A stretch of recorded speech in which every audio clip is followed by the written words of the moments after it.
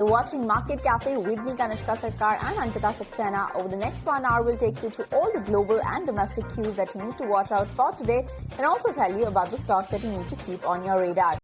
Ankita, US markets were closed overnight, but the futures have been largely flat, and historically September has been a weak month. So what is it that the street is penciling in for this week? That's absolutely true. Seasonally, for the US markets, this is a weaker month, and in fact, the news that came in on Friday about the court's ruling on Donald Trump's global tariffs are going to be illegal. That has been weighing down the markets. In fact, if you see the stock futures right now are little changed. In fact, they're in a tight range. Like you said, it is a seasonally weak September for the US market. So let's see how that pans out. But Dow Jones Industrial Futures rose just 41 points, 0.09%, and S&P 500 futures were higher. It was almost about 1/10 of a percent uptick that we are seeing. Nasdaq has also added 1/10 of a percent uptick as far as the futures are concerned.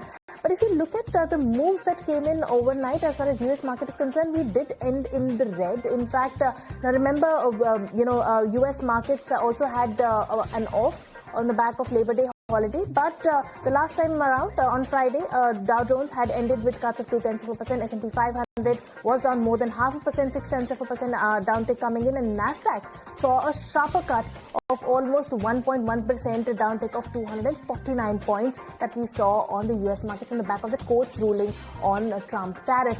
But on the latest, we have, of course, the India-China deal that's going on, and clearly Trump has called India-US trade relationship a totally one-sided disaster after PM Modi's visit to China. So let's see how that pans out on the geopolitical front.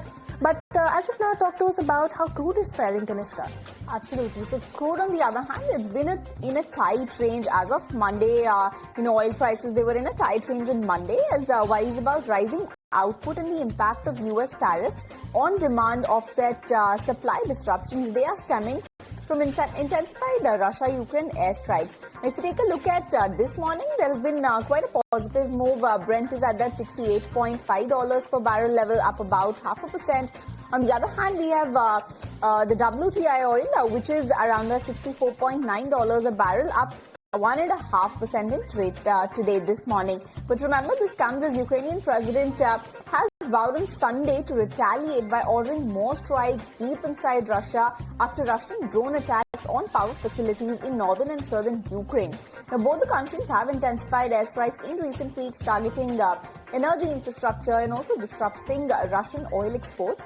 In fact, the market remains concerned about Russian oil flows, with weekly shipments from its port dropping to a 4-week low of 2.72 million barrels per day. So that's the kind of move that we're tracking for oil. But on the other hand, gold, that's holding quite steady. It's been rising on US rate cut bets. In fact, this morning it's up about 1.5% at that $3,566 per ounce level. On the other hand, we have silver, which has actually hit a 14-year high, and it's currently trading about more than 2.5% higher at that $41.31 per ounce level. So that's how the commodity market is shaping up, Ankita. All right, that's how commodity market is shaping up. But as far as the Nifty is concerned, the implied start is indicating a very